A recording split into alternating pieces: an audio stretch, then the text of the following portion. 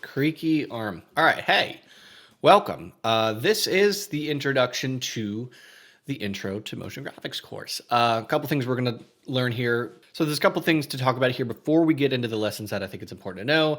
Then I'm going to show you my startup file. There's also a couple things in there that's important to know as well. But yes, welcome. There are about 14 lessons in this course, and there's about 2 or 3 times in the course where it's going to be a multi-part lesson, and there's going to be a project file. So if you want to start later, you can start where I'm starting. So there is a folder here in the downloads called project files, and we got a guest appearance. And you can find the start here. It'll say start here and then the lesson. So in case you need a startup file for those, that's available. Plus all of just the project files from each export. You can dig in at your own leisure. I'll definitely say this is a, slight above beginner to intermediate course. So I am assuming a little bit of knowledge, but I am showing screencast keys. So in case you miss some things, that's going to be available to you. But yeah, this is the 4.0 update to the Intro to Motion Graphics course. So just a couple things there. Definitely want to kind of, hi, if you never met me, intro myself, and let's get into the startup file. All right, so for some of these things to work, I guess to alleviate some confusion, I think it's best to have the same or very similar default Blender settings here. So in this video, I'm going to show you what my startup file is. There are some defaults that I'm not going to change every single video. So let's go ahead. I'm going to go to File, Defaults, and I'm going to do Load Factory Settings. And we're going to do this. All right, so now we're here in the Load Factory Settings. I always just delete this stuff.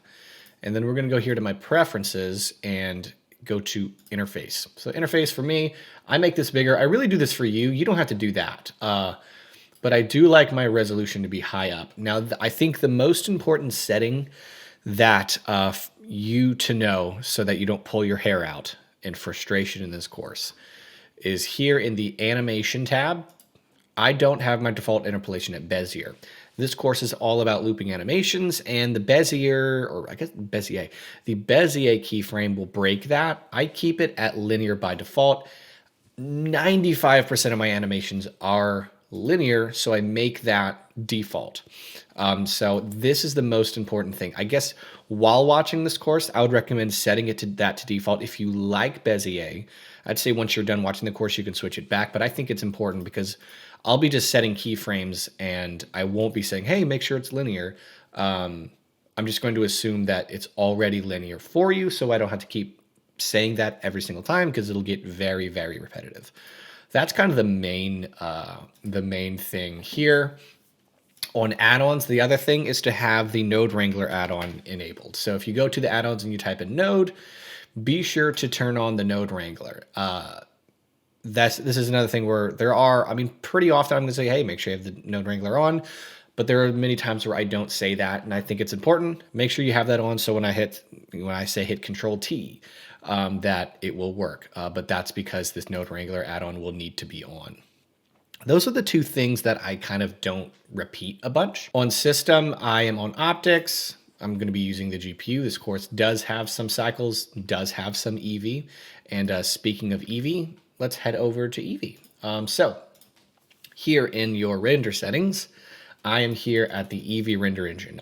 Be sure to turn on ambient occlusion, your bloom, your motion blur, and your screen space reflections. And in this, I'm going to turn off half res and bring my trace precision all the way to 1. That's going to give you the best looking, the best looking reflections.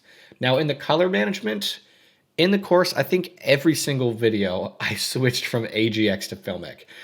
If you don't want to, basically, I'm not rendering any of these animations in a AGX color space. All of them are Filmic. So if you want to make that one your default, you can. I don't, because I do like to start with AGX, because sometimes if I'm going for realism, AGX is a good option. But because we're making motion graphics, realism is really not the prompt. And Filmic gives you very, very vibrant color, which is why I like Filmic. If you're going for realism, go to AGX. There's really not a whole lot of like pure, true-to-life, realistic animations that we're making here in this course. But Filmic is something that I keep on quite a bit. And then the rest is just kind of random stuff. Here in cycles, I like to keep my viewport samples at 32 and my render samples at 200. That's kind of my default. And then I kind of go up or down from there. Here in your light paths, unless you're rendering glass, what I do is I click and drag and I go to 1. That is going to give you much quicker render times. Again, I mentioned glass. If you're rendering glass, then maybe like not everything, but pump up your transmission to 3 and make that total 3 as well.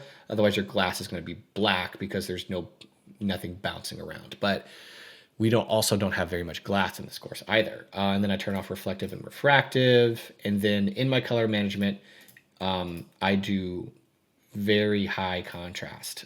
Keeps it nice and poppy, highlights really nice, makes it, I love high contrast. So we're going to keep it there as well. I think that covers the big ones. I think definitely if you are going, also GPU, but with Eevee is the big one. Make sure these Eevee settings are turned on. And then in your volumetrics, I would pop this up to 4 unless you are rendering on a lower end computer, then keep it lower. We are dealing with a little bit of volume and that gives you better looking volumes. I think that's it for the, I'm overlooking a lot of other things in here, like with theme and, but that's really more of your personal stuff. And in this course, again, I'm assuming some knowledge. So I'm assuming you already have kind of your default setup for yourself, but those are ones that I think are kind of mandatory for this course because otherwise some things I do won't make sense. I'm going to go ahead and save preferences and then file defaults, save startup file, and we will be ready to go through this course without pulling our hair out. With that being said, onward.